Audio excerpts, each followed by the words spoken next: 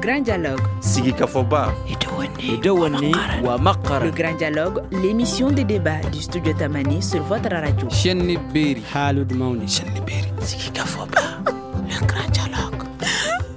À Tombouctou, les femmes sont porteuses de solutions pour leur autonomisation. C'est le thème du grand dialogue de ce soir. La crise sécuritaire qu'a connue le Mali depuis 2012 a véritablement impacté l'avancée des droits des femmes de Tombouctou à l'autonomisation financière, l'égalité de sexe, à la participation dans la politique. À ces difficultés s'ajoutent les pesanteurs socio-culturelles. Qu'est-ce qui explique cette situation particulièrement à Tombouctou? Les disparités entre l'homme et la femme ont-elles évolué de la crise à nos jours? L'écart est-il énorme? Quels sont les obstacles? Quelles peuvent être les solutions? L'autonomisation des femmes, égalité 50-50 est-il possible à Tombouctou?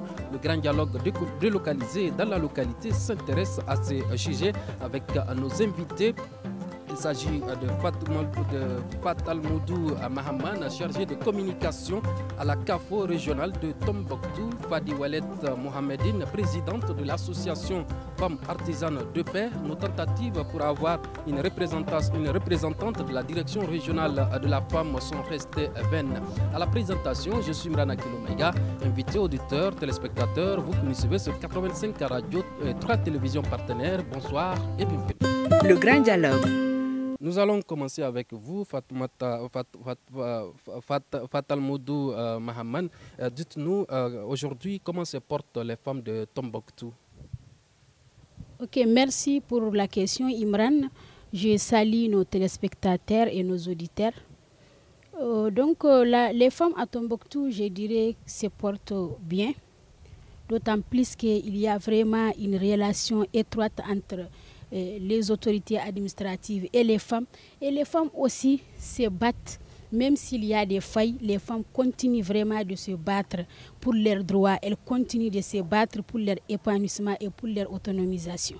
De la crise à aujourd'hui, si vous faites une comparaison, comment se porte aujourd'hui la femme de Tombouctou après la crise de 2012 qu'a connue le pays? Ok, merci bien pour la question. Bon, je peux dire que la femme, elle se porte mieux. Mais comme je l'ai dit dans mes propos, il y a des failles. D'autant plus que la crise a laissé vraiment des séquelles. Et ces séquelles continuent vraiment de poursuivre ces femmes. Il y a des séquelles de violations des droits de l'homme que les femmes, je dirais même tout Tombouctou a subi. Ces séquelles-là sont présentes. Et il y a aussi les pesanteurs socio-culturels, comme vous l'avez dit dans votre introduction, vraiment, qui freinent les femmes à aller dans certaines instances, et les lois aussi qui ne sont pas, je ne dirais pas ne sont pas respectées, mais qui ne sont pas prises même par les femmes comme les lois qui leur appartiennent pour vraiment avoir leurs droits. On doit vraiment faire un retour vers ces lois pour mieux les comprendre et pour mieux chercher nos droits en tant que femmes, puisqu'il y a beaucoup de lois aujourd'hui qui donne vraiment la chance aux femmes de participer à des instances de prise de décision et d'être bien positionnées pour vraiment donner leur avis par rapport à l'avancement du pays. D'accord. Alors, Fadi Wallet Mohamedine, vous êtes la présidente de l'association Femmes Artisanes de Paix. Dites-nous, peut-on dire que les femmes de Tombouctou s'épanouissent aujourd'hui? Oui, merci bien et bonsoir à nos téléspectateurs et auditeurs. Et Imran, les femmes se portent merveilleusement bien parce qu'il y a une grande avancée de 2012 à nos jours. Avant la crise, il y a peu de femmes qui sortaient même, je dirais, des maisons. Mais de nos jours, aujourd'hui, les femmes sortent, les femmes sont sensibilisées, les femmes sont informées. Les femmes d'aujourd'hui ne sont plus les femmes que nous, on a trouvé étant enfants. Pourquoi je le dis? Parce que la femme avant aujourd'hui était gardienne de la maison. Et les femmes d'aujourd'hui, même comparativement à l'éducation d'hier à aujourd'hui, je parle d'instruction dans les écoles, les femmes aujourd'hui sont plus instruites qu'avant. Le niveau est plus élevé qu'avant. La femme d'hier, au niveau des titres, c'était la 9e, au plus le bac. Mais aujourd'hui, les femmes vont vers les universités, les grandes universités, que ce soit les universités nationales ou internationales. Les femmes sont représentées aujourd'hui. Que ce soit les instances de prise de décision, les femmes sont aussi représentées dans ces sens. Parce que, comme l'a dit Fatal Moudou, elles sont sensibilisées, elles sont informées, que ce soit sur les lois, que ce soit sur les conventions, elles ont la notion. D'accord.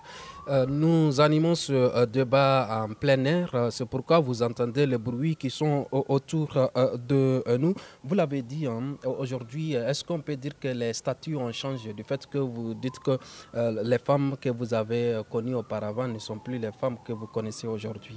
Oui, les statuts ont véritablement changé. Comme je l'ai si bien dit, des études aux postes nominatifs et électifs. Les femmes avant de parler des élections même, c'était vraiment difficile parce que les femmes, nous sommes les électeurs.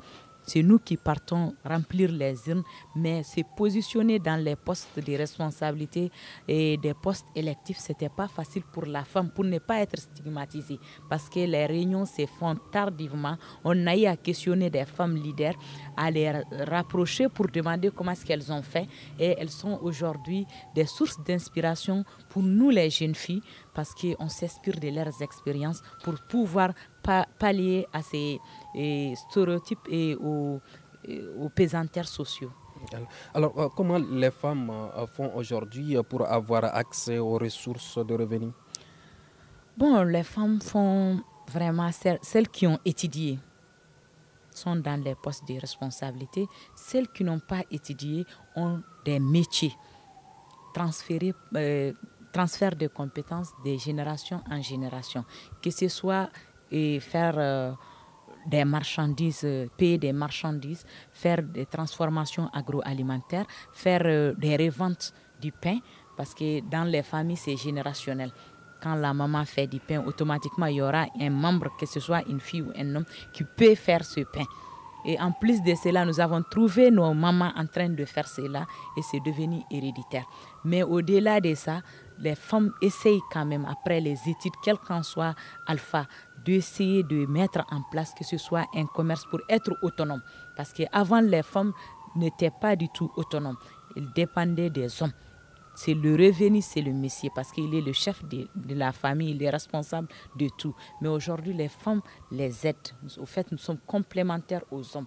Et beaucoup de femmes expliquent cela, parce que quand on dit égalité de chance, il y a beaucoup de gens qui misent et qui ne comprennent même pas le sens, parce que et pour eux, c'est un préjugé. Ça veut dire que la femme est égale à l'homme dans la force. On n'a pas dit ça.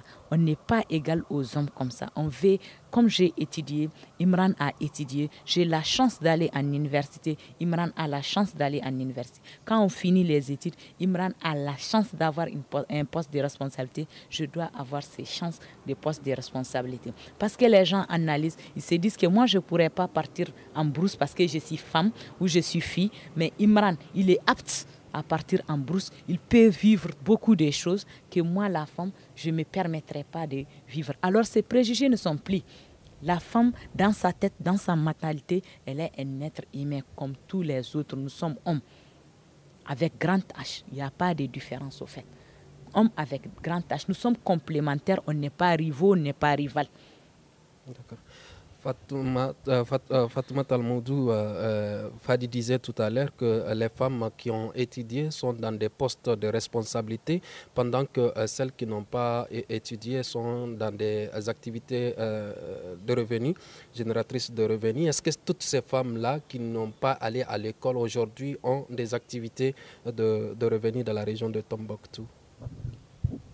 Alors, merci pour la question. Donc, les femmes qui ne sont pas allées à l'école, et si ces femmes vraiment prennent le courage et la détermination de se trouver une activité qui va vraiment leur permettre d'être autonomes, cela les aide.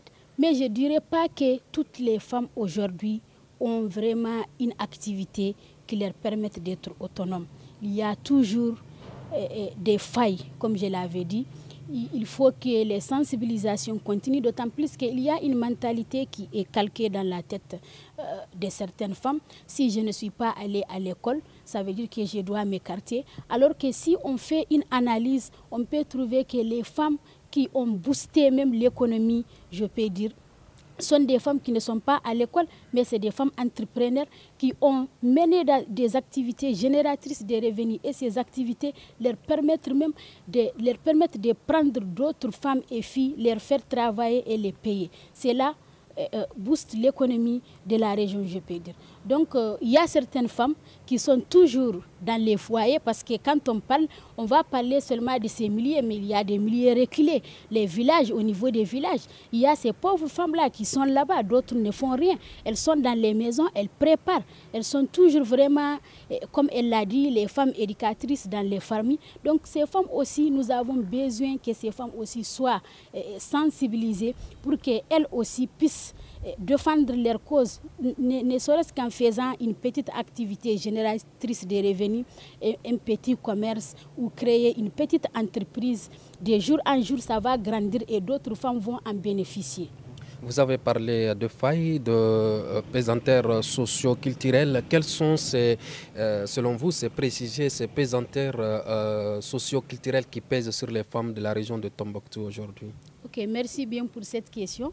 Et si j'essaie de répondre à cette question pesanteur socio-culturelle, Tombouctou est une ville culturelle. Du coup, si je prends l'exemple, si une réunion s'organise et que moi, en tant que femme, jeune fille, je viens entre des hommes, je prends la parole parce que le cas m'est arrivé beaucoup de fois. Quand je commence à parler, les gens vont me regarder d'une autre façon. Du coup, leur regard même va me faire peur. D'autres passent même à dire hey, c'est la fille de quelle personne?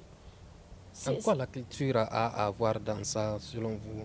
Quand vous dites que Tombouctou est une ville de culture, c'est la raison pour laquelle quand vous, en tant que jeune femme, vous venez dans une réunion, les gens vont vous regarder d'une façon. En quoi la culture en a à voir dedans? Oui, la culture tombouctienne, elle est différente, je dirais, des autres cultures. Nos façons de nous habiller, nos manières même de parler, parce qu'on nous apprend socialement que quand une femme parle dans un public où il y a des hommes, elle ne doit pas hausser le ton. Ça, c'est déjà quelque chose qui est social et culturel chez nous. Quand une femme rentre dans un lieu où il y a beaucoup d'hommes, elle doit se couvrir. C'est des choses qui sont culturelles. Alors que si je porte mon pantalon et mon body, je ne suis pas mal habillée chez d'autres. Mais contrairement quand je suis dans un public où, vous m'excusez, il y a des marabouts, des leaders religieux, je dirais, des vieilles personnes, mes grand-mères et autres, elles vont dire hey, Fatal Moudou, aujourd'hui là, ça ne va pas. Alors que ça va, j'ai tout simplement changé de look. Il y a ces côtés-là qui nous freinent souvent. Et quand vous essayez de prendre même la parole, si quelqu'un parle, vous m'excusez du terme, si quelqu'un donne une idée et que vous prenez la parole pour contredire ce que si c'est une vieille personne, vous contredisez ce qu'il dit, mais on va demander celle-là, c'est la fille de qui? Alors que celle-là ne fait que donner ses idées. Donner son idée ne veut pas dire, vous m'excusez du terme, qu'on est mal éduqué ou bien autre chose. Il y a ces pesanteurs socioculturels vraiment qui pèsent sur les femmes, même si d'autres refusent de le dire. Il y a ce côté culturel qui joue même sur l'épanouissement et l'autonomisation de ces femmes-là. Alors, comment font-elles aujourd'hui pour se préserver et résister à cette pression sociale? Alors, il y a des femmes qui ne refusent pas. Et vraiment, elles serrent bien les ceintures à travers les informations, en essayant aussi d'être, je dirais, très éduquées. Parce que quand on est dans un milieu, en essayant de s'adapter, je dirais, quand on est dans un milieu, il faut s'adapter aux réalités de ces milieux. Quand on s'adapte, on peut y arriver. Il y a une parfaite bonne collaboration entre vraiment les femmes, les autorités, les leaders religieux, mais chacun connaît sa place, je dirais comme ça. Chacun connaît sa place et chacun sait comment s'y prendre. Et quand on parle dans un lieu où il faut vraiment s'habiller de telle ou telle sorte, ça aussi, chacun fait comment faire. Il n'est pas vraiment donné ici à une femme mariée de s'habiller en pantalon et body et porter mèche et aller s'arrêter devant les leaders religieux et parler. Les messieurs là, vous m'excusez du terme, il n'est pas là, surtout sa femme, laisser sa femme comme ça. Donc il y a ces problèmes-là. D'accord. Fadi, vous êtes de l'association des femmes artisanes de paix. Quels sont les précisions auxquelles vous faites face en longueur de journée? Bon, je vais d'abord rebondir sur ce que Fatal Moun vient de dire. Et les femmes ont parvenu à braver ces obstacles et ces préjugés parce que beaucoup de religieux ont essayé de sensibiliser leurs pères, parce que certains se couvrent derrière la religion pour dire que la femme ne devrait pas sortir. Mais avec les sensibilisations de ces mêmes religieux, on sent que la femme a sa place dans la société. Et la femme, elle doit être présente parce que son avis compte. Donc les grands-pères et grands-mamies disent la nuit porte conseil. Et on a évoqué ces sujets. Au fait, c'est une fois que l'homme est retourné à la maison, il discute avec ses femmes, il change des idées, il apporte de nouvelles solutions novatrices.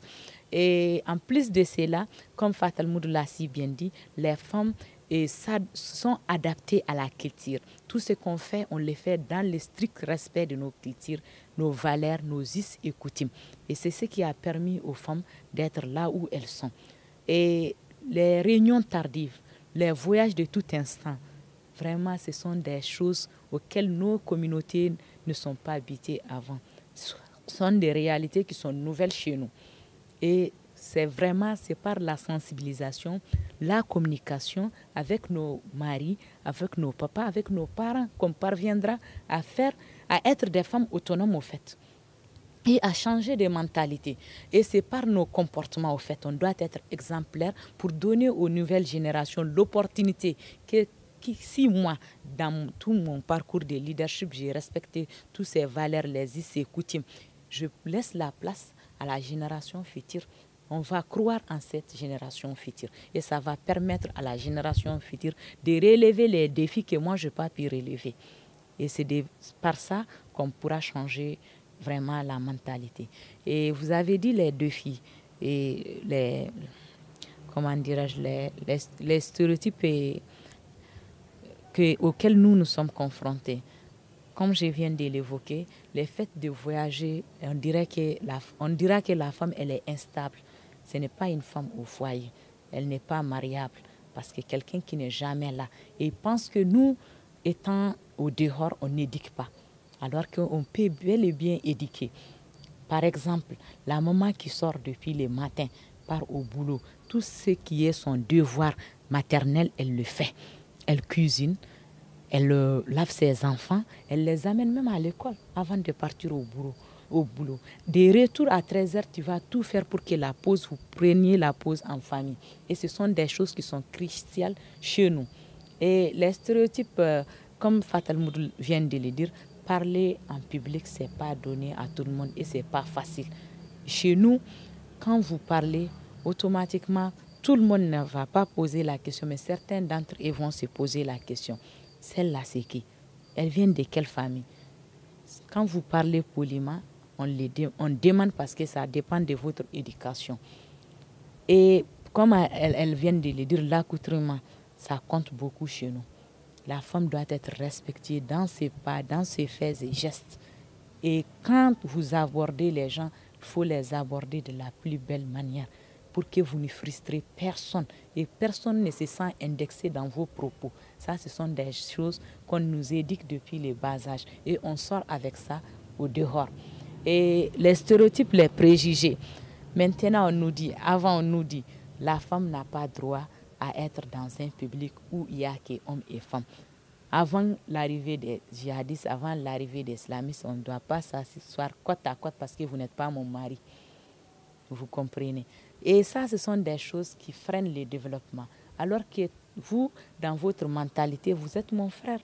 Dans ma mentalité, je suis votre sœur. Ça ne gâte rien à ce qu'on soit dans la même réunion. Si mon mari me le permet de partir causer avec mes frères, avec mes aînés, c'est pour acquérir de l'expérience, c'est pour pouvoir donner mon point de vue sur quelque chose et apporter ou innover quelque chose. Parce que nous, les femmes, on a cette touche que quand on apporte à quelle que soit l'organisation d'une chose ou quelle que soit la chose, même si c'est une chose difficile à résoudre, quand les femmes sont là, il y aura une solution. une porte de sortie quand même va s'ouvrir. Alors, vous intervenez dans le domaine de la paix. Comment vous vous organisez pour rassembler tout le monde malgré ces pesanteurs socio-culturels qui pèsent sur vous? C'est une chose très facile. Parce que, comme je viens de vous le dire, c'est le respect. Nous invitons les légitimités traditionnelles, nous invitons les leaders religieux, nous invitons les femmes, nous invitons les jeunes, nous invitons les femmes. Parce que c'est dans l'intérêt de tout le monde. Cette crise qu'a connue le Mali, qui est multidimensionnelle, a laissé des séquelles. On dit que quand la paix n'est plus, il est difficile de recoudre ce tissu social. Et nous, ici, nous sensibilisons pour qu'il n'y ait pas d'amalgame, pour qu'il y ait la tolérance, pour qu'il y ait la paix, pour qu'il y ait la cohésion sociale et pour qu'il y ait le vivre ensemble. Et qui est de mieux placé pour prêcher cette paix que les religieux? Nous, on vient en appui avec notre petite expérience. Nos leaders coutumiers sont les premiers responsables chez nous ici. Et ce sont eux que quand il y a un conflit, ce sont eux qui interviennent automatiquement parce que nous ne sommes pas des gens autant modernes que ça ou que c'est la justice qui sépare les gens, non. Chez nous, c'est les cadis, c'est les marabouts, c'est les érudits, c'est les chefs de quartier. Ce sont eux qui sont là pour coudre les tissus sociaux. Et les femmes sont des sensibilisatrices, des communicatrices, des médiatrices dans ces rôles. Comment vous faites pour avoir des ressources financières dans vos organisations? Ce qui est chose très difficile, surtout en cette période. Nous faisons des activités selon nos moyens parce qu'on n'a pas de partenaires financiers. On a eu juste un seul partenaire que je me permets de remercier, des partenaires, que ce soit nos autorités régionales et locales. Nous avons aussi IMRAP et WILDAF qui nous appuient. Nous avons Interpis et AD2 qui nous facilitent des dialogues communautaires et autres, qui permettent des conférences, débats sur la culture de la paix qu'on a eu à faire. Et nous remercions infiniment nos autorités pour leur appui. Parce qu'on ne peut pas vivre, je pourrais dire, on ne peut pas organiser une activité là où il n'y a pas des autorités. S'ils sont là, c'est une touche, je dirais, sont cruciales pour les activités parce que ça permet d'avoir la confiance et de renouer les liens entre eux et nos communautés. D'accord. Fatal Moudou, dites-nous au niveau de la CAFO régionale, quelles sont les activités que vous menez en faveur de la femme pour son autonomisation? Ok, merci beaucoup pour la question. Donc, au niveau de la CAFO c'est vraiment, je dirais, la coordination, la reine-mère même des associations féminines.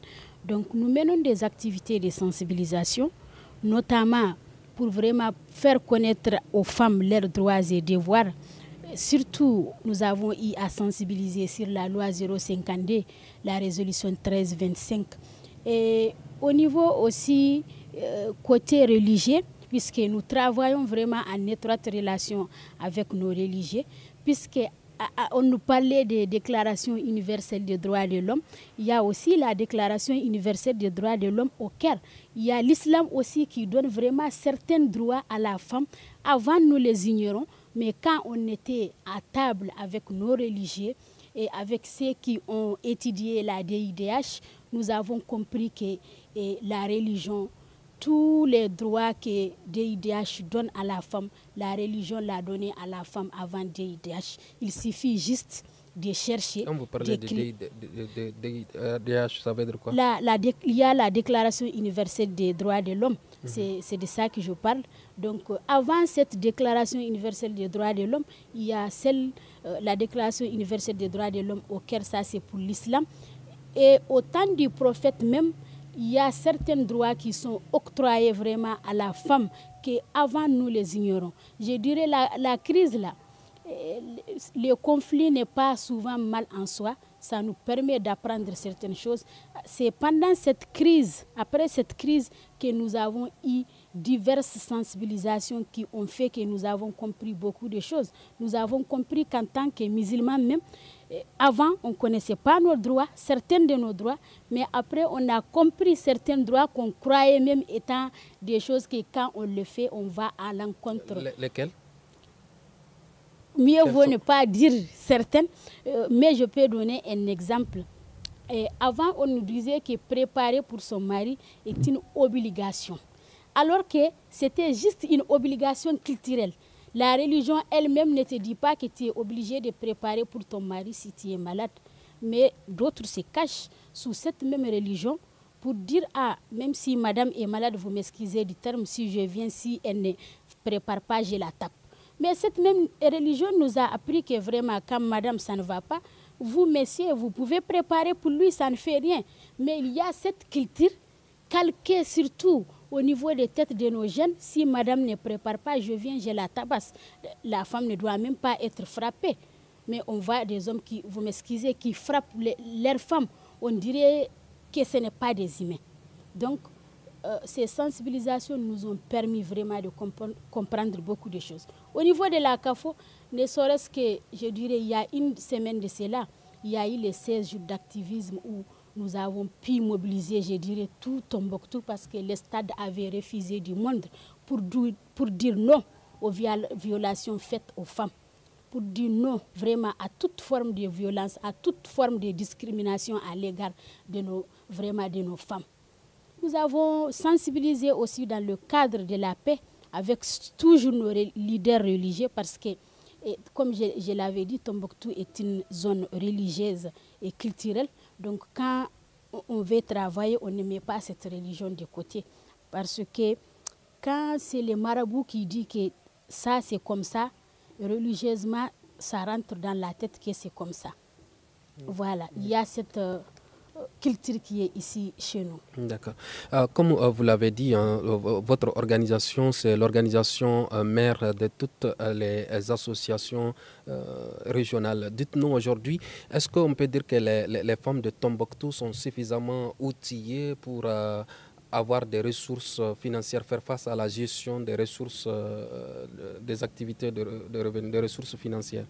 Ok, merci pour cette question. Je dirais que les femmes sont outillées, mais pas suffisamment.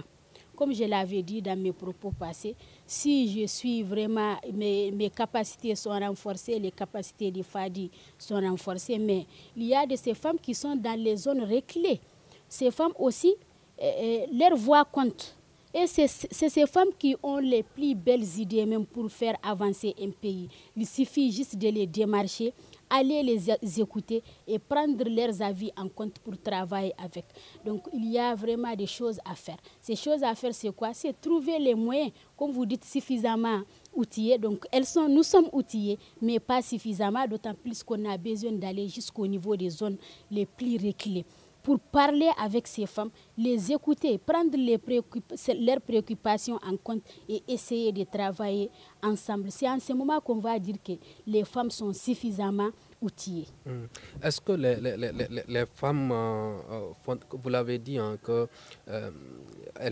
leur voix compte, est-ce que les femmes font confiance à leur capacité intellectuelle pour se faire entendre? Alors, quand on dit autonomisation même, ça commence par ça.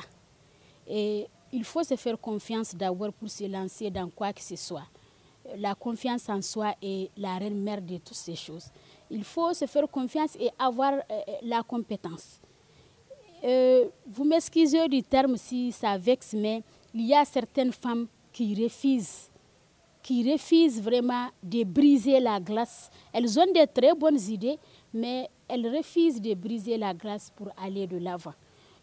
On a vraiment besoin de sensibiliser les stéréotypes, les pesanteurs socio-culturelles. On a besoin vraiment de toucher ces femmes qui sont dans les zones les plus reculées. Elles ont juste besoin de sensibilisation. Moi, il y a 10 ans de cela, si vous me mettez dans un public, peut-être je vais m'asseoir et sortir sans rien dire.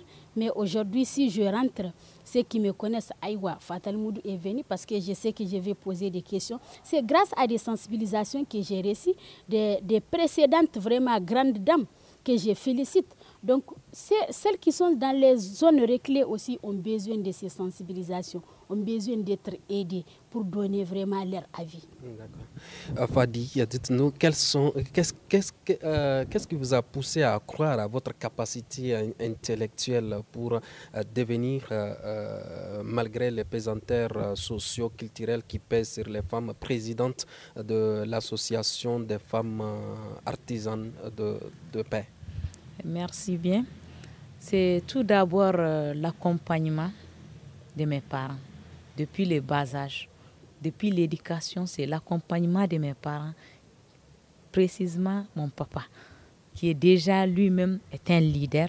Et chaque fois, je me dis, il faut que j'étudie, il faut que je devienne comme lui, il faut que j'aide les autres, il faut que je m'inculque ces valeurs pour que moi aussi je puisse me relever.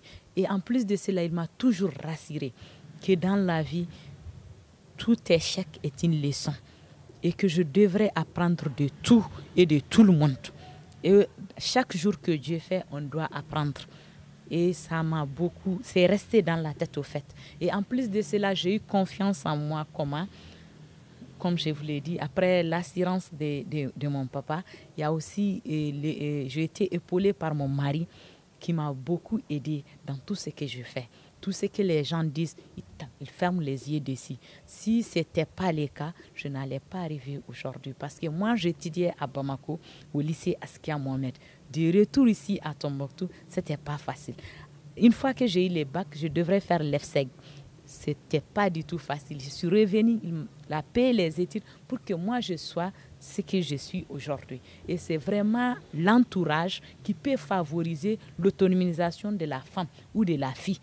Quand vous avez une fille qui a l'envie de percer, qui a l'envie d'être, il faut les deux. Il faut croire en elle. Parce que la confiance en soi, elle est là. Mais quand vous n'avez pas l'appui des uns et des autres, vraiment, vous risquez de ne pas devenir les objectifs que vous vous êtes fixés, de ne pas les atteindre. Est-ce que les autres femmes manifestent vraiment leur désir de prospérer? Oui, bien sûr, bien évidemment, toutes les femmes manifestent l'intérêt de prospérer, que ce soit les femmes au foyer, que ce soit les femmes sur le terrain, que ce soit les femmes analphabètes. Parce qu'aujourd'hui, les femmes se disent, ce n'est pas parce que je n'ai pas étudié que je n'ai pas ma place dans la société. Beaucoup de femmes, quand on est en formation ou bien nous sommes en réunion, donnent leur point de vue parce qu'elles se disent que leur point de vue peut contribuer d'une part ou d'une autre. Et elles se sentent aujourd'hui libérées. Avant, quand moi j'étudiais, on nous dit chaque fois, et quand on dit faites des poèmes, faites des concours inter-écoles, beaucoup de filles refusent. Je perds du regard du public, je perds de mes cibles. Mais aujourd'hui, ce n'est plus le cas. Beaucoup de filles ont émergé. Beaucoup de filles sont conscientes que nous sommes tous individus. Devant vous, le public, je ne vais pas craquer parce que vous êtes des individus tout comme moi. Mais comment inciter donc davantage les femmes à intégrer le circuit financier pour développer leurs activités économiques en renforçant leur autonomie? Bon, c'est à travers des renforcements des capacités, sur la mobilisation des ressources, des renforcements des capacités sur les matières qu'elles transforment. Pour pouvoir innover ces matières, il leur faut plus d'expérience, il leur faut voyager. Quand on dit l'être qui a voyagé et celui qui a étudié, qui est le plus intelligent, les sages vont te dire c'est celui qui a voyagé parce qu'il a parcouru le monde, il a vu et il a vécu. Parce que ce que vous voyez de vos propres yeux, c'est mieux que l'écrit que vous lisez parce que ça vous apporte une expérience de plus, c'est différent. Mais avec le renforcement des capacités, des gens, des experts qui sont là, dans la mobilisation des ressources, dans l'innovation même de nos entreprises, ça va permettre à ces femmes de faire une bonne marketing et avoir vraiment les ressources nécessaires pour prospérer. Dans la région de Tombouctou, quels sont les différents métiers dans lesquels les femmes arrivent à prospérer ou à avoir des formations? Bon, c'est surtout la transformation agroalimentaire qui est là, qui est déjà là, mais qu'on essaye d'innover. On a apporté des petites touches pour que ça innove, pour que les gens qui viennent de l'extérieur sentent une particularité avec leurs produits qui sont là-bas. Ce sont nos produits locaux transformés en produits finis. D'accord. Fatal Moudou, Mahaman, dites-nous, est-ce qu'à Tombouctou, il existe vraiment des centres d'apprentissage dans lesquels les femmes apprennent à apprendre des métiers dans lesquels elles peuvent avoir des revenus? Je dirais oui, même si certains centres ne sont pas formels. Je vais ajouter par rapport vraiment aux activités génératrices de revenus dans lesquelles les femmes arrivent à s'en sortir, les make-up. Il y a des femmes entrepreneurs qui sont dans ces cadres. Elles en sortent bien puisqu'elles-mêmes emploient d'autres femmes. Cela déjà constitue un plus pour l'économie. Il y a des centres où les femmes apprennent la transformation agroalimentaire. Il y a pas mal de femmes ici qui ont créé leur centre à elles-mêmes où elles invitent d'autres femmes à apprendre avec elles, que ce soit la coiffure, que ce soit les make-up, que ce soit la transformation agroalimentaire. Cela va donner un plus pour ceux qui n'ont pas les moyens, parce que tout dépend du moyen aussi. Si vous n'avez pas quelqu'un pour vous aider à entreprendre, c'est vraiment difficile. Et il y a les partenaires aussi qui viennent pour aider ces femmes-là dans leurs activités génératrices de revenus. D'accord. À Tombouctou, on sait que Tombouctou aujourd'hui est une zone de production agricole par excellence. L'accès des femmes aux terres, est-ce possible à Tombouctou? Alors, l'accès des terres, comme on l'a dit, dans les années, la femme n'avait pas vraiment accès au sol même. Et aujourd'hui, l'accès aux terres, grâce aux lois, il y a la loi d'orientation agricole, la loi 045, qui vraiment donne 30%. Cette possibilité, c'est 15%. Cette possibilité aux femmes et aux jeunes, s'il y a d'aménagement, d'avoir vraiment ces 15% pour les cultiver. Mais avoir ces 15% n'est pas suffisant. Il faut avoir le courage, l'engagement aussi de s'occuper de ces 15% pour que ça soit visible et que ça soit un plus sur l'économie de la région. Est-ce que cette loi est appliquée à Tombouctou? La loi, elle est appliquée, je dirais, d'autant plus qu'il y a eu des vulgarisations. Quand une loi est vulgarisée déjà, si les personnes pour lesquelles cette loi est prise, si les personnes cherchent ce droit, parce que ça devient directement un droit, si ces personnes vont vers ceux qui doivent octroyer ça, elles vont les avoir. Mais ici, à Tombouctou-Ville, les femmes rurales, c'est ces femmes-là qui se donnent plus pour l'agriculture, pour les terres, plus que pour les femmes qui sont les femmes citadines, je dirais. Ces lois sont appliquées, que ce soit 052, 045, 1325.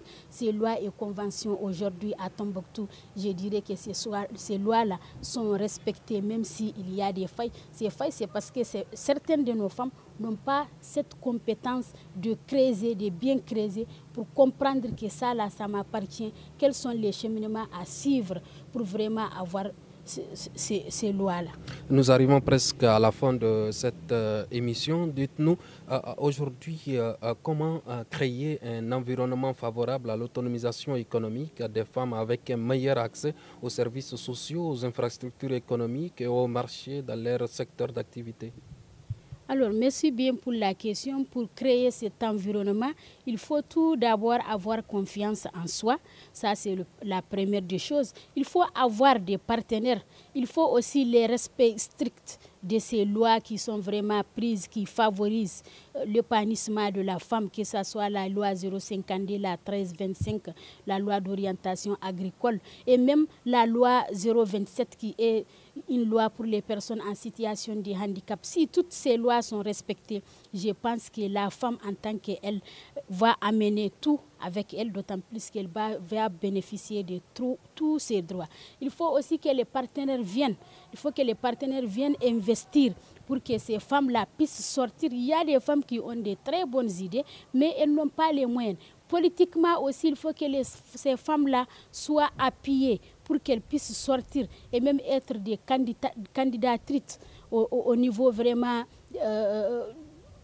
être des têtes de liste pour être élues, que ce soit des députés, des maires, tout ceci-là, on a besoin de renforcement des capacités et plus d'appui de nos autorités. Certes, l'appui est là, mais il faut amener un plus. D'accord.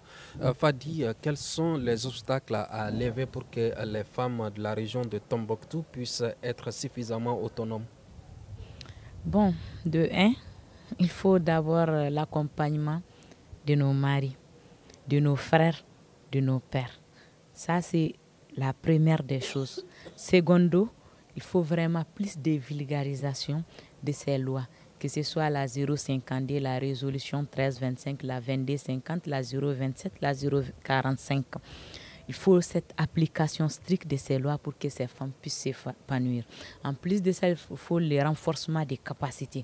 Quand je dis renforcement des capacités, il faut le suivi. Quand vous faites le renforcement des capacités, il faut suivre la personne que vous avez renforcée. Savoir s'il a évolué d'un pas ou bien il a régressé. Certains font le renforcement des capacités, mais ils ne font pas le suivi du renforcement des capacités pour atteindre l'objectif de ces renforcements des capacités. En plus de cela, il faut l'engagement des femmes, le dévouement, le courage, parce qu'on peut t'attribuer toutes ces terres, mais sans ton courage, sans ton envouement, sans tes capacités, sans ton engagement, vraiment tu ne peux rien obtenir. Tu ne peux pas avancer. Il faut croire en soi, il faut s'engager, il faut s'investir pour que les femmes soient autonomes. Est-ce que vous pensez que l'autonomisation des femmes, égalité 50-50 entre hommes et femmes, est-il possible à Tombouctou? Bien sûr, c'est bel et bien possible.